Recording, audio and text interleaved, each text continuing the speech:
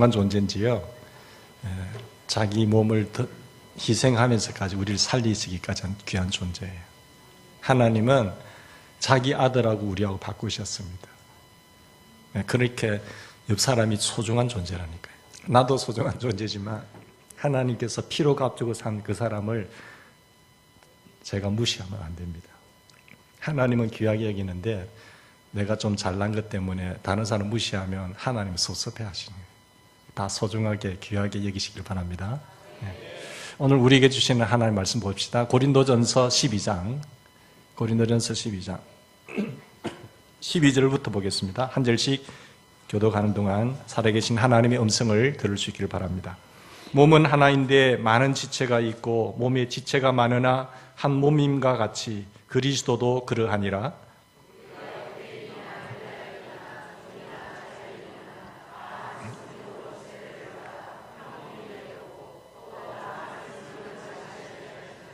몸은 한 지체뿐 아니요 여럿이니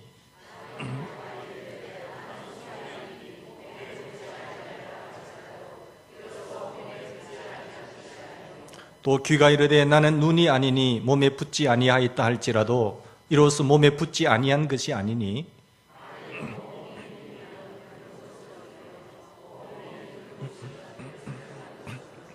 그러나 이제 하나님이 그 원하시는 대로 지체를 각각 몸에 두셨으니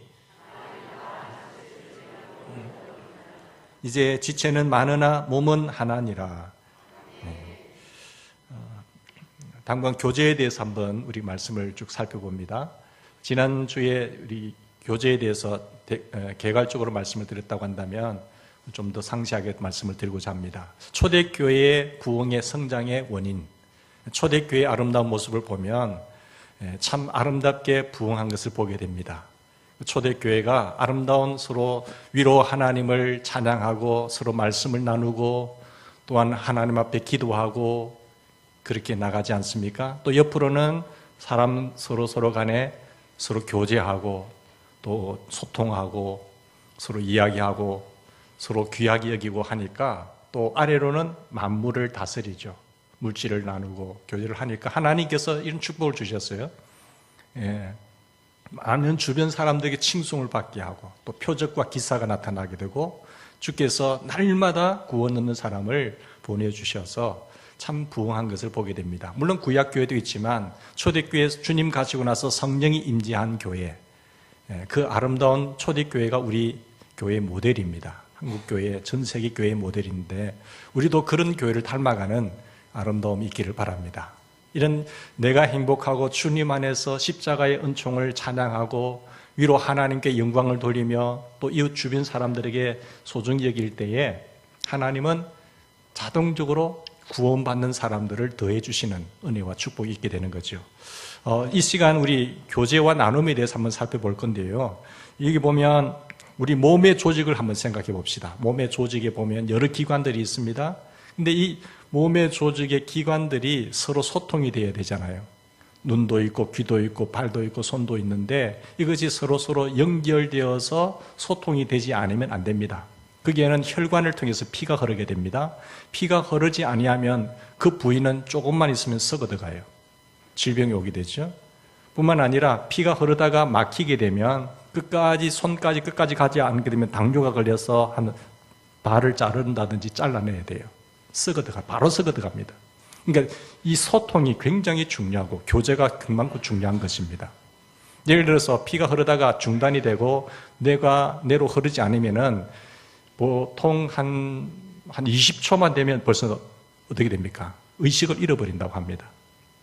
그리고 4, 5분이 지나가면 그때부터 내 세포가 죽어 들어간다는 거예요. 손상이 급격하게 내 세포가 죽어 들어가서 나중에는 굉장히 힘들어지죠. 회복하는데. 성도 간의 교제도 마찬가지입니다. 우리가 잘 느끼지 못하지만 우리가 소통이 되지 않고 서로 교제가 되지 아니하면 어느 부위에 막히게 돼요. 막히게 되면 그 부분은 죽어 들어가는 거죠. 그러면 한 몸 된 교회가 자기도 모르게 잘 느끼지 못하지만 시간이 지나가면 그 몸은 병들게 됩니다. 몸이 병들게 되면 그 몸은 힘을 발휘하지 못해요. 그래서 연약한 몸이 되는 거죠. 큰 교회들이 무너지는 원인이 그겁니다. 근데 큰 교회도, 건강한 교회는 작은 소그룹이 성장하고 활발하게 소통이 돼요. 끝까지 피가 흐릅니다. 그런 교회는 어려움이 오더라도 이겨내요. 몸이 건강하기 때문에. 근데 덩치는 큰데 소통이 안 되고 몸이 약하고 병들게 되면 힘을 발휘하지 못하고 쓰러지게 돼요. 우리 성도 간의 교제가 이만큼 중요하다는 것을 알 수가 있습니다. 그러니까 성도의 교제를 통해서, 나눔을 통해서 각자가 건강해지고 성장하고 성숙해집니다. 이런 축복이 나타나죠. 그러면 교제는 나눔인데 우리가 어떻게 교제해야 될까? 그것을 말씀을 통해서 한번 살펴봅시다. 교제는 뭐라고요? 나눔입니다. 교제가 나눔이라고 한다면 우리는 무엇을 나눠야 될까요? 예수의 생명을 나눠야 돼요.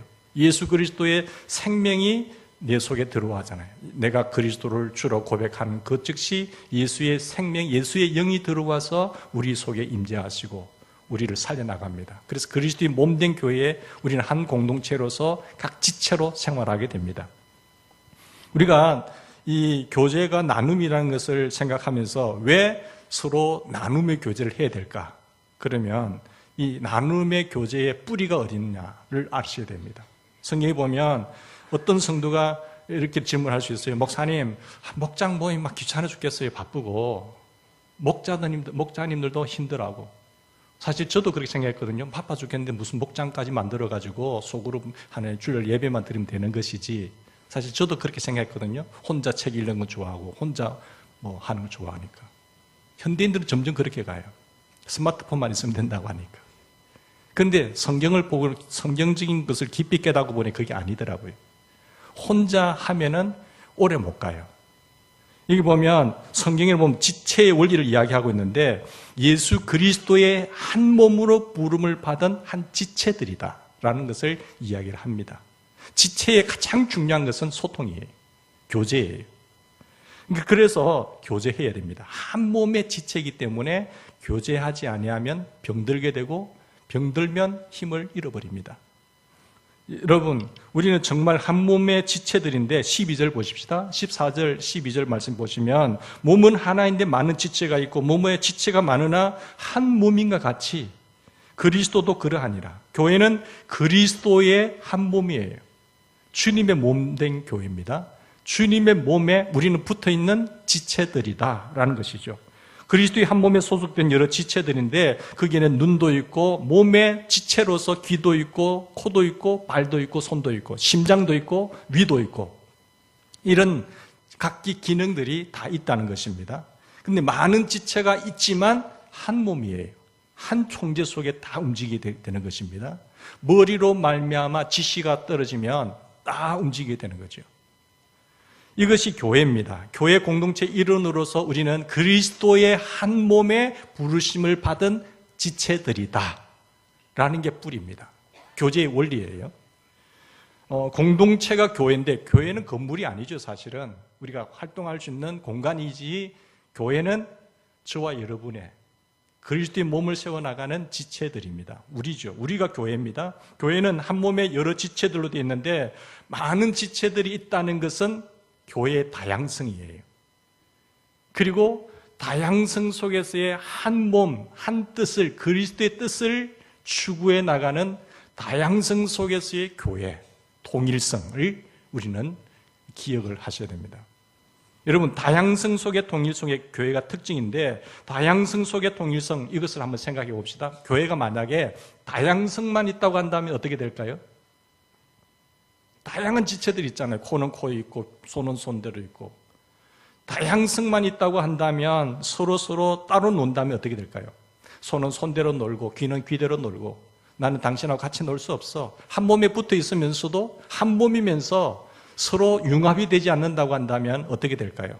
교인들이 자기 멋대로 생각하고 자기 생각대로 자기 주관대로만 옳다고만 한다고 한다면 그 몸은 어떻게 될까요? 그 교회가 건강한 교회가 될까요? 여러분, 사공이 많으면 배가 산으로 간다고 하는 그런 일이 있습니다. 말이 있지 않습니까? 여러분, 다양성이 있다고 한다면 교회는 하나님의 뜻을 함께 이루어갈 수가 없어요. 너무너무 각각이기 때문에 하나님의 뜻이라고 하는 한 통일성, 그 뜻을 추구함에 있어서 서로 연합할 줄 알아야 되는데 연합이 없다고 한다면 하나님의 뜻을 이룰 수 없는 교회가 됩니다. 강변의 모래알처럼 다 흩어져서 나갈 수밖에 없죠. 모래알이 하나로 묶여 있어야 건물을 지을 수 있는 것처럼 교회는 다양성 속에서의 통일성이 있어야 하나님의 뜻을 추구해 나갈 수가 있습니다. 이거 하나님의 뜻이고 하나님 교회의 발전을 위한 일이라고 한다면 내 개인의 것을 양보할 줄 알아야 돼요. 그게 중요하거든요. 만일 교회가 또 통일성만 있다고 한다면 어떻게 될까요? 다양성이 없이 통일성만 있다고 한다면 어떤 목사 마음대로 한다든지 교회 창립 멤버, 교회 주인이 있다든지 그 사람대로 한다면 교회 획일성이 되겠죠. 다양성이 없어지고 획일성이 되게 되면 좁아지고 답답해지고 그러면 어떤 추구한 바를 이룰 수가 없을 것입니다.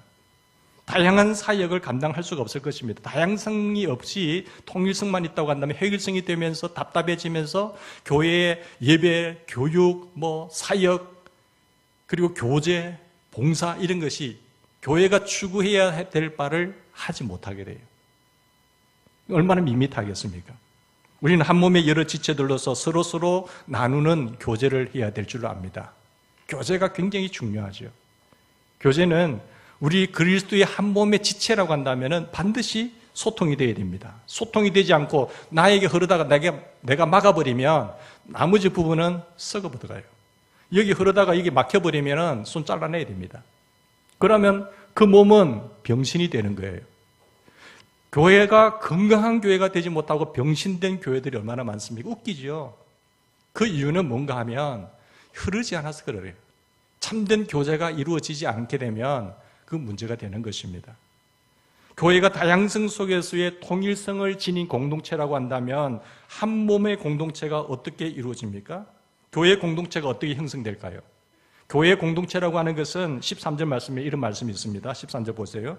우리가 유대인이나 헬라인이나 종이나 자유자나 다 한 성령으로 세례를 받고 또 한 성령을 마셨다고 했잖아요. 한 성령으로 세례를 받아서 주님의 몸된 교회의 구성원이 되고 한 몸이 되었습니다. 성령 세례는 그리스도의 한 몸 속에 들어가게 하는 첫 출발점이죠. 예수님을 믿는 순간 예수 그리스도의 영이 우리 속에 들어와서 한 몸이 되는 거죠. 한 몸의 지체가 되는 거죠. 그래서 성령 세례는 그리스도의 한 몸소로 들어가게 하는 순간에 이루어지는 것입니다. 그래서 다 한 성령으로 세례를 받아 한 성령으로 세례를 받아 한 몸이 되었고 이 말씀이 이것을 분명하게 해줍니다. 우리는 성령 세례를 받는 순간을 다르게 생각할 수 있습니다만은 표적과 기사 여러 가지 은사를 이야기하지만은 성령으로 아니고는 예수님을 주님이라고 고백할 수 없어요. 성령 세례라고 하는 것은 예수 그리스도를 주님이라고 고백할 때에 성령께서 역사하신 거예요. 여러분 성령이 역사하지 않으면 예수님 믿어지지도 않고요. 그분이 인생의 주인이라고 고백할 수가 없어요. 3절 말씀 보세요. 3절을 보시면 12장 3절에 보시면 성령으로 아니하고는 예수님을 뭐라고 할 수 없다고 했어요? 주님이라고 고백할 수 없어요. 이미 그렇게 믿어지고 고백이 된다는 것은 성령이 내게 오셨다는 거거든요. 예수님은 나의 구원자, 나의 주로 고백하는 순간 예수의 생명이 내 속에 들어와 계시고 주님이 내 속에 좌정하시는 것을 믿으시기 바랍니다. 성령이 일하시지 않으면 누구도 예수님을 구원주라고 믿을 수가 없어요. 고백할 수가 없어요. 예수님을 구원주로 고백하면 바로 그리스도의 한 몸인 교회의 일원이 됩니다. 그래서 우리는 교회의 지체가 되는 거죠. 그리스도의 몸의 한 지체로 내가 좌정을 하게 되는 것이죠. 여러분, 여기 교회 한 몸에는 보면 그걸 은사로 이야기하고 있는데 다양한 은사를 성도 각자에게 성령께서 나눠줍니다. 4절에서 11절 내용이 그것입니다. 우리가 예수님을 믿는 순간 이미 성령을 받았고 성령으로 한 가지 이상의 은사를 받아서 우리는 서로 섬기게 되어 있습니다. 다양한 은사가 교회에 주어지죠. 우리가 예수 그리스도를 믿는 순간 받은 성령을 13절 말씀에 보면 성령 세례라 이야기를 하고 있어요. 그렇다고 한다면 13절 말씀에 하반절 말씀 보십시다. 이 보면 즉 다 한 성령으로 마시게 하셨느니라. 한 성령으로 세례를 받아서 한 몸이 되고 한 성령을 마시게 되는 거죠. 여기서 보면 성령으로 마시게 된다, 성령 세례를 받는다 이런 것은 다른 표현들이죠. 이것이 한 가지를 묘사하는 다른 표현들이에요. 마셨다, 주었다. 이것은 그리스도인의 삶의 출발점을 이야기합니다. 성령께서 하시는 일은 예수님을 믿게 하고 각각 은사로 서로 소통하게 하고 그 몸을 세우게 하는 역사의 일을 성령께서 하신 거죠. 서로 다른 사람들이 다 예수 그리스도를 중심으로 하나가 되게 하는 것이 누구의 사역일까요? 성령 사역이에요. 성령께서 역사하는 곳에는 다 하나 되게 합니다. 그게 성령의 거룩한 사역이에요. 교회는 다양성 속에서의 통일성을 지향하게 되는데 다양한 사람들의 다양한 생각과 다양한 경험과 다양한 생각들, 행동들, 은사들을 하나로 묶어서 통일성을 지향하게 하는 분이 누구예요? 한 성령이 하시는 거예요. 주님이 하시는 겁니다. 그런데 여기에 어긋나게 하는 역사는 누가 할까요? 악의 영들이 역사하는 거죠. 분열과 파멸과 분리와 떨어짐과 이것을 어두운 영들이 하게 돼요. 성령의 역사는 한 몸의 각각 다양한 지체들을 원활하게 한 몸 되게 하고 하나 되게 하는 것을 나가는 것을 말하죠. 그래서 교회는 그리스도의 몸이고 그리스도의 교회의 머리라고 하는 것이 이런 말씀입니다. 교회는 그리스도의 한 몸에 우리 여러 지체들이 있는데 그 모든 지체들을 통제하시는 머리는 누굽니까? 예수 그리스도세요. 통제하고 다스리고 역사하시는 분은 그리스도.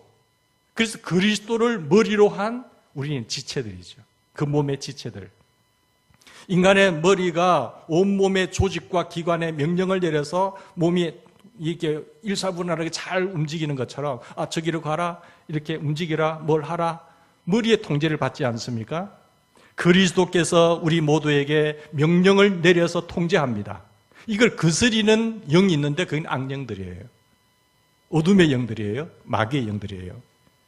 그러니까 모든 지체, 예수 그리스도의 한 몸의 여러 지체들로 각각 다양한 은사들을 가지고 서로 나보다 남을 낮게 여기면서 나누고 소통하는 것이 건강한 교회의 척도입니다. 굉장히 중요한 것이죠, 이거는. 근데 우리는 그리스도의 한 몸에 서로 다른 지체들이기 때문에 서로가 각각 가진 것을 하나님께서 내게 주신 것, 내게 은혜로 내가 잘나서가 아니라 하나님이 나를 귀하게 여기셔서 긍휼히 여기셔서 많이 맡기신 것을 가지고 서로 나눠야 돼요. 초대교회가 그거거든요. 그럴 때에 그 몸이 건강해지고 또 많은 일들을 감당할 수 있습니다. 풍성해져요. 성숙해져요. 그래서 성경에 서로라고 하는 말이 많이 나옵니다. 우리가 서로 나눔의 교제를 하라는 뜻에서 서로라고 하는 말이 많이 나오는데 새 계명을 너희에게 주노니 서로 사랑하라. 서로 사랑하라. 짝사랑하지 말고 서로 사랑하라는 거예요. 반응을 보이라는 거죠. 그 다음에 서로 마음을 같이 하며 그리스도께서 우리를 받아 하나님께 영광을 돌리신 것 같이 너희도 서로 받으라. 서로 권하는 자라 되라. 서로 종노릇 하라.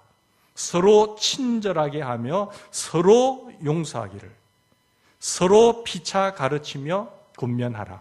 서로 돌아보아 사랑과 선행을 격려하며 모이기를 피하는 어떤 사람들의 습관같이 하지 말고.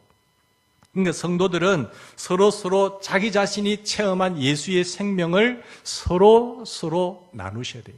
그게 교제입니다. 코이노니아죠. 우리는 예수의 생명을 체험한 우리가 서로 나누기 위해서 존재한다라고 보시면 됩니다. 뭘 위해서요? 우리가 하나님의 영광을 위한 존재이지만 동시에 성도들 간의 생명과 사랑을 나누기 위한 존재입니다. 하나님께는 영광이요, 우리에게는 나눔. 그래서 N.T.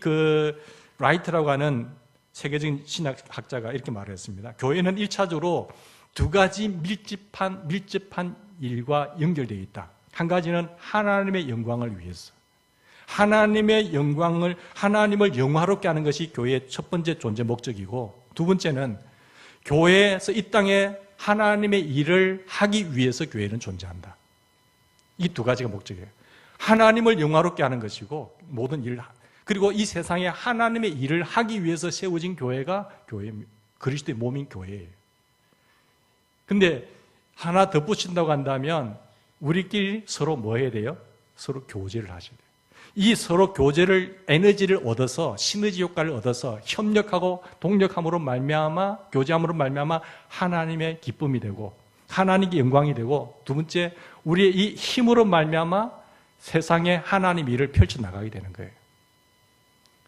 저 가정이 뭐 구제도 많이 하고 뭐 많이 하고 하는데 많이 배우고 했는데 서로 안에서 교제가 이루어지지 않고 엄마는 엄마대로 아빠는 아빠대로 아이들은 아이대로 이게 소통이 안 되면 어떻게 될까요? 그 가정은 건강한 가정이 아니에요. 아무리 밖에 뭐 잘난 척하고 뭐 많이 한다고 하더라도 안에 화목이 이루어져야 돼요. 거기에 참다운 소통과 교제가 있어야 아름다운 교회고 행복한 교회고 건강한 가정이 됩니다. 그죠? 교회는 1차적으로 하나님을 영화롭게 해야 되고 세상에서 하나님의 나라를 위해서 일해 나가는데 그게 핵심이 소통이라는 거예요. 교제라는 거죠. 각자 주신 것을 가지고 서로 격려하고 서로 믿음 안에서 세워주고 서로 기도해주고 서로 위해서 기도해주고 서로 아픔을 나누고 기쁨을 함께 나누고 하는 그리스도의 몸의 지체들이라 라는 사실이죠. 그게 뭐라고요? 교제라는 겁니다. 그러면 우리가 그리스도의 한 몸 지체로서 어떤 태도로 나눔의 교제를 나누어야 되겠습니까? 눈높이만큼, 눈높이를 맞춰야 되겠죠. 실제로 교회 생활을 하다 보면 교인들 가운데는 그 인간적인 기준으로 볼 때에 사실 인간적인 기준을 보면 잘난 사람도 있고 못난 사람도 있고 많이 배운 사람도 있고 못 배운 사람도 있고 많이 가진 사람도 있고 못 가진 사람도 있고 위치가 높은 권력을 가진 사람이 있고 못 가진 사람이 있잖아요. 인간적으로 볼 때는 천차만별입니다. 다 달라요. 근데 이렇게 다양한 사람들이 그리스도에 있는 한 몸에 한 공동체로서 생활할 때 어떻게 서로 자기 자신 속에 주신 그 예수님의 생명과 은혜를 서로 나눌 수 있을까요? 내가 저 사람하고 어떻게 나누나? 급이 다른데. 그죠? 이렇게 다양한 사람들의 모습 속에서 어떻게 한 통일성을 지향해 갈 수 있을까? 첫 번째, 이렇게 하기 위해서는요, 그 참된 교제의 나눔을 하기 위해서는 열등의식이 치료가 돼야 돼요. 열등의식이 극복이 돼야 됩니다. 그걸 주님이 말씀하고 있습니다. 여러분 15절에서 20절까지 말씀이 그 말씀이에요. 바울은 이런 문제를 아주 실제적으로 다뤘는데 15절부터 20절까지 그 바울은 발이 손에 대해서 어떤 태도를 가져야 되는지, 손이 발에 대해서 어떤 태도를 가져야 되는지, 귀가 눈에 대해서 어떤 태도를 가져야 되는지 하는 점을 다루고 있잖아요. 발이 손에 대해서 여러분 열등의식을 느낄 수 있어요. 발은 1년 내 365일 샌들을 신지 않는 이상 늘 신발 속에 파묻혀서 큼큼한 냄새나고 양말 신고 냄새나고 사망의 음침한 골짜기 혼자 다 다니는 거예요. 발이 부르트기도 하고. 근데 누가 알아줍니까? 너 발 참 수고했다 이렇게 합니까? 안 하잖아요. 근데 손은 드러나는 게 손이에요. 악수할 때도 손이 드러나고. 그래서 여자들은 손도 예쁘게 보이려고 하고 손톱도 예쁘게 보이려고 하고. 그죠? 왜? 드러나니까. 그런데 너는 내 몸이 아니야. 너 필요 없어. 물론 드러나지 않는 일이지요. 그래서 무시할 수 있나요? 안 되거든요. 근데 발이 아프면 온몸이 다 느끼잖아요. 그러니까 드러나는 부분이 있고 드러나지 않는 부분이 있습니다. 근데 요즘 여자들 뭐 손도 예쁘게 하지만 손톱을 또 뭐 하는 네일 아트 해가지고. 그죠? 막 5, 6만 원 한다면서요. 머리 깎는데 12,000원 주면 한데 한쪽은 밸런스가 안 맞아가 또 할 수 없이 바꿨습니다만은. 예? 그러니까 15,000원 해야 되더라고요. 근데 네일 아트 하는데 손톱이 가는데 비싼 데는 10만 원까지 하고. 예? 그런데 왜 그럴까요? 눈에 드러나니까. 그죠? 그렇다고 해서 손만 자기는 칭찬 다 받지만은 드러나지만은 그래도 발을 무시해서는 안 된단 말이에요. 그러니까 발이 손에 비해서 열등의식이 있을까요? 없을까요? 가질 수가 있어요. 비교해 보니까.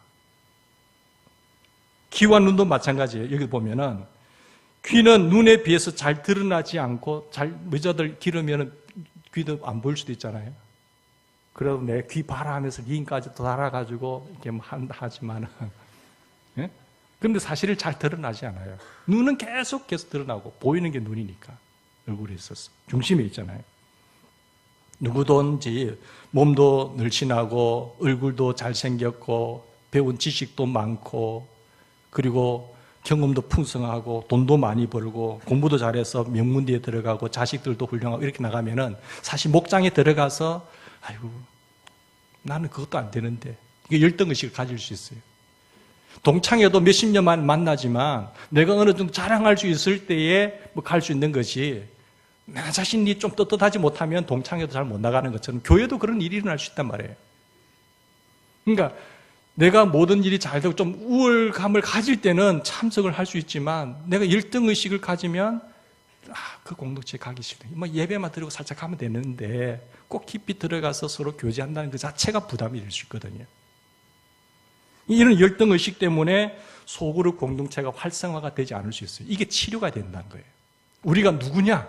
그러나 한 몸이다. 이 지체의식이 분명해야 된다는 거죠. 여러분 소그룹 속에 들어가서 교제할 때에 자기 자신의 삶이 노출이 됩니다.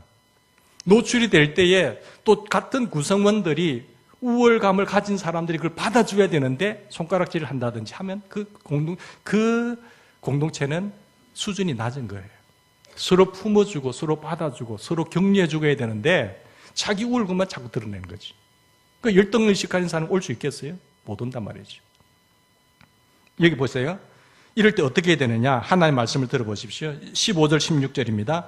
만일 발이 이르되 나는 손이 아니니 몸에 붙어있지 아니하였다 할지라도 안 붙어있을 수가 없잖아요. 붙어있어요. 그렇다 할지라도 이로써 몸에 붙지 아니한 것이 아니요.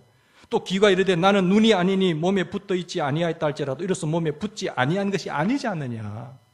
나는 손이 아니니 몸에 붙어있지 아니하였다. 나는 눈이 아니니 몸에 붙어있지 아니하였다. 이게 무엇입니까? 나는 손처럼 뛰어난 자체가 아니란 거예요.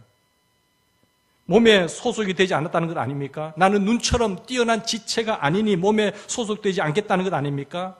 교회 안에 뛰어난 사람들이 많이 있는데 훌륭한 사람들이 많이 있는데 그 사람들만 모여서 나눔의 교제를 한다고 할 때에 하라고 해. 나는 모여서 교제에 나 안 들어가겠어. 그 잘난 사람들끼리 모여서 하면 되지 않느냐. 그렇게 하고 나는 열등의식 때문에 나는 못 가겠다고 한다고 한다면 내가 같은 몸에 붙었는데 그렇다고 해서 너 몸의 지체가 아니니? 그 말이거든요. 요즘 한국 교회에 가나안 교인들이 많아집니다. 왜 그럴까요? 가나안, 거꾸로 하면 안 나가. 무교의 지향지중 교회. 물론 상처들이 많겠죠. 있겠죠. 아이고.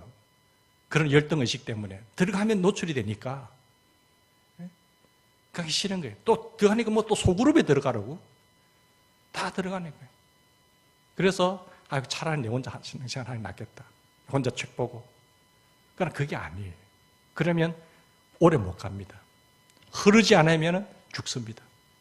같이 죽어가요. 그 지체도 죽고 공동체도 죽습니다. 그 원리를 몸을 비유해서 이야기하거든요. 귀가 눈처럼 보이게 뛰어난 지체가 아니다 하더라도 몸에 붙어 있지 아니한 것은 아니라는 사실이에요. 열등의식을 느낄 만한 지체라고 할지라도 몸에 붙어 있어서 나눔의 교제를 하지 않을 수 없고 해야 된다는 거예요. 열등의식을 가지지 말고.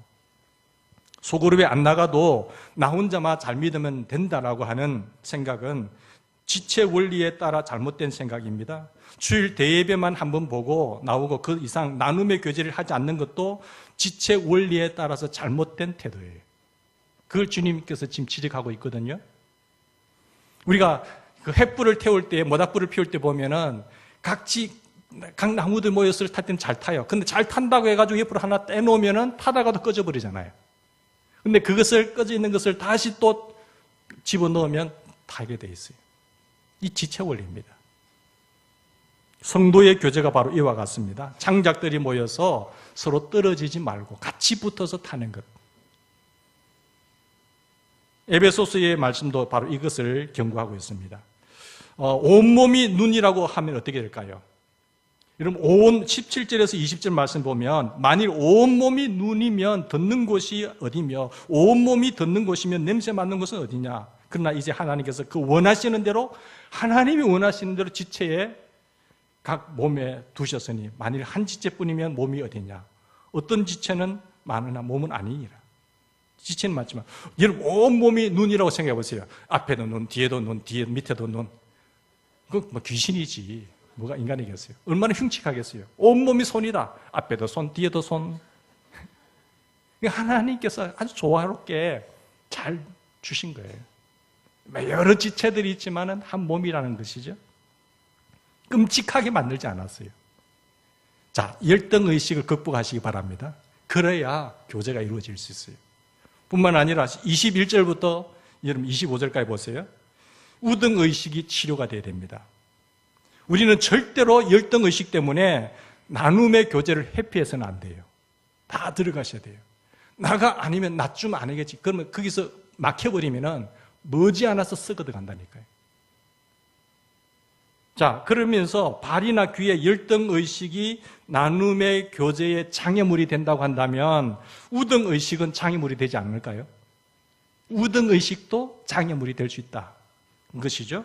소위 잘난 사람이 소그룹 교제를 무시하는 일은 바로 이런 일 때문이에요. 나 너무 바빠요. 내가 어떤 사람인데 너무 바쁘단 말이에요. 나는 그 소그룹에 들어갈 수 없어요. 목장 모임 뭐 바빠 죽겠는데 주일 한 번 예배 넣으면 되는 것이지. 내가 이것만 해도 큰일 하는 건데. 21절 보세요. 눈이 손들어 내가 너를 쓸데없다 하거나 또한 머리가 발들어 내가 너를 쓸데없다 하지 못하리라. 눈은 손에 비해서 얼른 보기에 우등한 지체잖아요. 귀한 지체잖아요. 머리는 발에 비해서 얼른 보기에 우등한 지체지요. 얼른 보기에 우등한 지체가 열등한 지체에 대해서 난 너가 쓸데없다라고 하는 경우가 있다는 겁니다. 너 같은 존재는 없어도 돼. 너 필요 없어. 만약에 발이 눈에 보이지 않는 곳에 있다고 해서 발을 필요 없다고 하면 어떻게 될까요? 자, 이래서는 안 된다는 것이죠. 여러분 경고를 합니다. 무슨 경고를 하고 있습니까? 소위 똑똑한 사람들이 이런 생각을 하지 않습니까? 나 너무 바빠요. 할 일이 너무 많아요. 나는 지금 그런 데 시간을 소비할 시간이 없어요. 그렇게 말할 수 있잖아요. 일주일에 한 번 나가면 나는 큰일 한 겁니다. 무슨 목장 모임입니까? 점점 그래 되는 거예요. 이렇게 되면은 오래 못 갑니다. 활성화되는 교회들은 큰 교회일수록 작은 세포들이 살아 역사하게 돼요. 피가 그까지 흐른다는 겁니다. 그죠?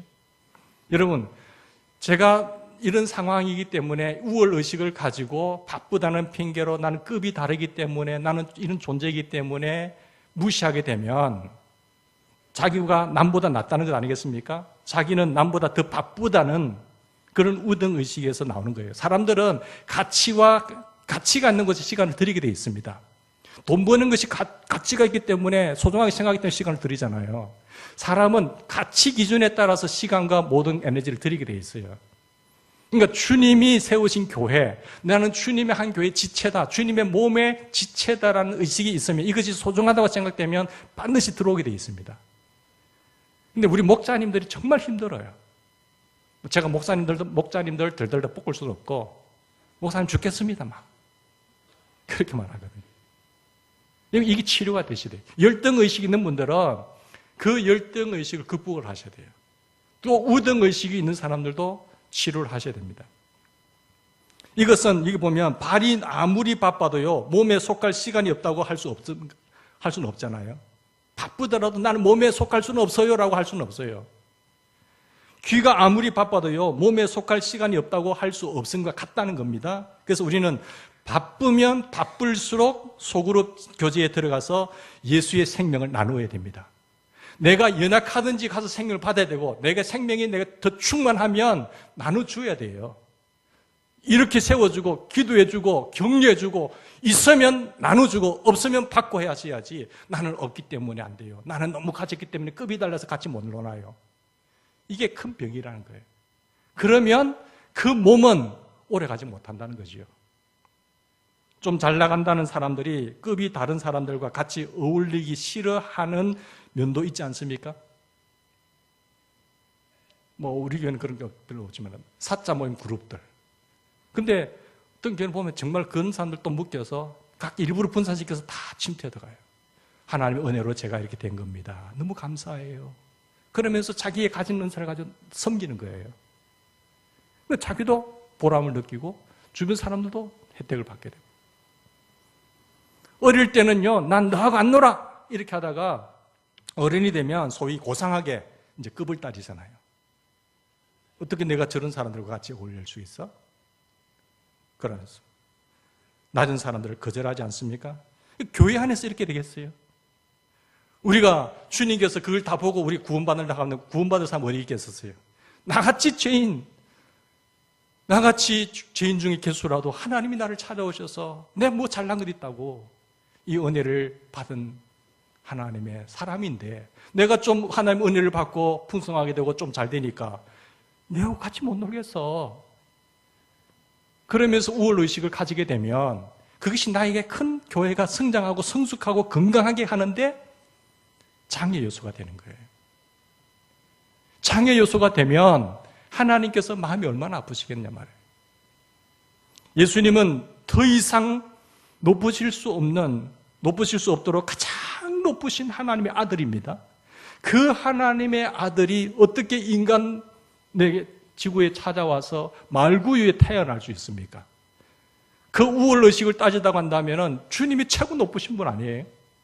그런데 그 왕궁을 버리고 하늘 보좌를 버리고 우리를 살리기 위해서, 나를 살리기 위해서 말구유에 태어났단 말이에요. 그분은 창조주이세요.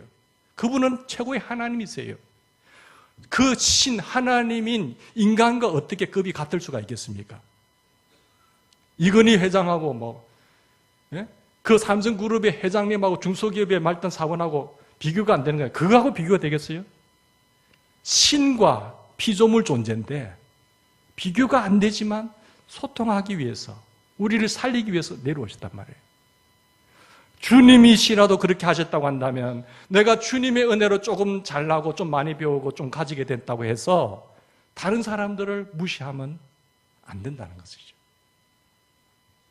탁월한 지체가 우리가 부족한 지체를 놓고 넌 쓸데없어 라고 하면 안 됩니다. 그리스도의 한 몸의 지체가 된 이상 아무리 탁월해 보이는 지체라고 하더라도 아무리 초라해 보이는 지체에 대해서 그런 태도를 가지면 안 된다라고 하는 것이 오늘 말씀이에요. 그래서 스스로 아무리 탁월하다고 하는 그런 자부심을 가지고 있다고 할지라도 교회 안에 초라해 보이는 더 열등의식을 갖고 있는 연약한 자들, 그 어떤 지체와도 어울릴 줄 알아야 돼요. 나는 말이야 지금 권사단 말이야, 권사. 내가 어떻게 저 밑에 평신하고 어울릴 수 있어? 내 지금 장로인데 어떻게 그들하고 어울릴 수 있어? 이런 교회들이 있어요. 그런 교회들이. 근데 이제 이게 계급 의식을 보기 때문에 그렇거든요. 교회는 직분은 계급이 아니잖아요. 그죠? 섬김의 자리인데. 교회 안에서 초라해 보이는 어떠한 지체와도 어울려서 사귐의 교제가 원활하게 이루어질 때에 뭐가 됩니까? 소통이 되는 거예요. 이 교제의 에너지가 몸을 건강하게 만들고 풍성하게 만들고 성숙하게 만들어 갑니다. 이 그릇이 준비가 돼야 돼요. 하나님께서 바울 사도를 통해서 지금 무슨 말씀을 하고 계십니까? 여기 보시면 22절부터 25절까지 봅시다. 그뿐만 아니라 더 약하게 보이는 몸의 지체가 도리어 요긴하고 우리 몸에 덜 귀히 여기는 그것들을 더욱 귀한 것들로 입혀주며 우리의 아름답지 못한 지체는 더욱 아름다운 것을 얻느니라. 그런즉 우리의 아름다운 지체는 그럴 필요가 없느니라. 오직 하나님의 몸을 고르게 하여 부족한 지체에게 귀중함을 더하사 몸 가운데서 분쟁이 없고 오직 여러 지체가 같이 돌보게 하셨느니라. 교회 안에서 초라해 보이고 부족해 보이는 지체가 있다고 한다면 우리가 어떻게 생각해야 될까요? 하나님께서 저분을 더 귀하게 여기게 하셨다. 하나님께서 저분을 더욱더 아름답게 하셨다. 하나님께서 저분을 통해서도 내게 유익한 것을 제공하게 하셨다. 그렇게 생각하라는 거예요. 어느 교회에서나 앞서가는 사람들이 있기 마련이 아니겠습니까? 스포트라이트를 받는 사람들이 있어요. 쫙 집중되어서 드러나지요. 드러나고 사람들 앞에 돋보이고 직책을 통해서나 하는 일을 통해서 스포트라이트를 받는 그런 자리가 있어요. 여러분 잘 아시잖아요. 그런데 스포트라이트를 받지 못하고 뒤에서 저 보이지 않는 곳에서 알아주지 않는 곳에서 섬기는 그런 지체들을 무시하면 되겠까요? 그러니까 하지 말라는 거예요. 무시하지 말라는 거죠.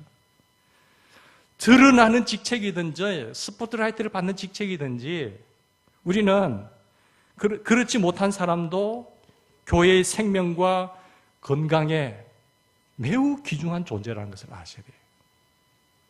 만약에 그걸 무시하게 되면 그 교회는, 그 몸은 곧 병듭니다. 썩어들어가요. 잘 보이는 곳에서 일하는 사람도 있고 잘 보이지 않는 곳에서 일하는 사람도 있단 말이에요. 그런 사람들을 귀하게 여길 줄 알아야 돼요. 소중히 여길 줄 알아야 돼요. 자, 우리 몸의 조직의 기관은 그 병이 들지 않는 한 각각 자기의 기능을 잘 감당하잖아요. 병들면 자기 기능을 감당 못해요. 예를 들어서 위가 고장이 났다, 위가 병이 들었다 이러면 위 기능이 잘못하면 온몸에 영향이 없을까요? 반드시 오게 됩니다. 처음에는 못 느끼다가도 나중에 몸이 약해져 버려요. 근데 몸에 자기 기능을 감당하지 못하면 병이 들게 돼 있어요. 여러분 자리에서, 자기 위치에서 자기 기능을 감당하고 계세요? 자기 기능과 자기 직책과 자기 위치에서 자기 기능을 못 감당하는 사람은 이미 병든 사람이에요.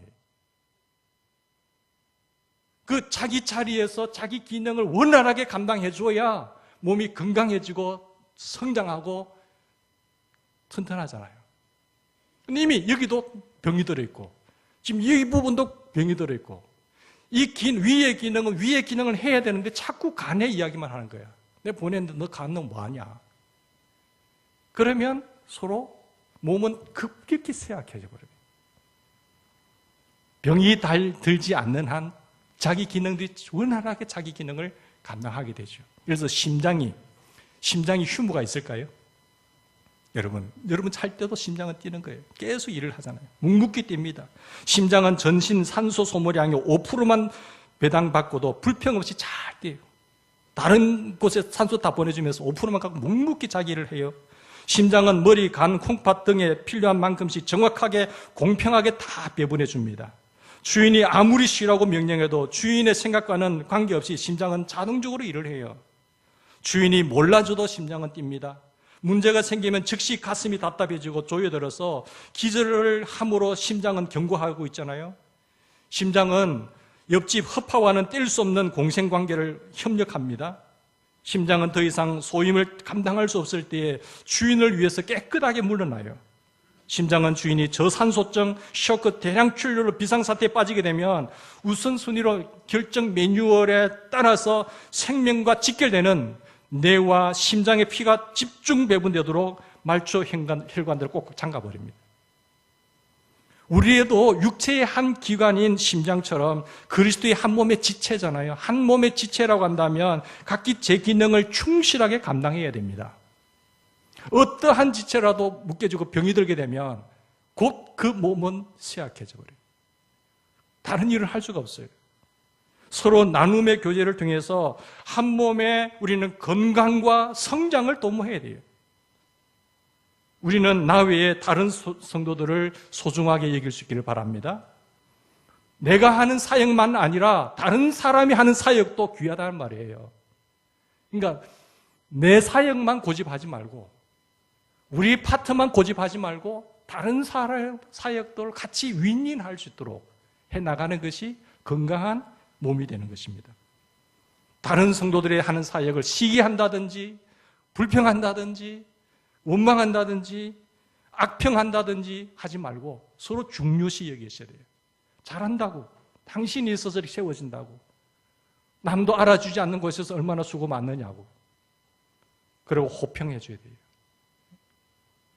여러분 26절 27절 보십시다. 26절 27절 보면 우리는 여기 보면 열등의식이나 우등의식이 우리의 나눔의 교제를 방해하지 못하게 하면서 서로의 기쁨과 슬픔을 함께 나눌 줄 알아야 된다고 말씀하고 있잖아요. 26절 27절 보십시오. 만일 한 지체가 고통을 받으면 모든 지체가 함께 고통을 받고 한 지체가 영광을 얻으면 모든 지체가 함께 영광을 받는다고 했어요.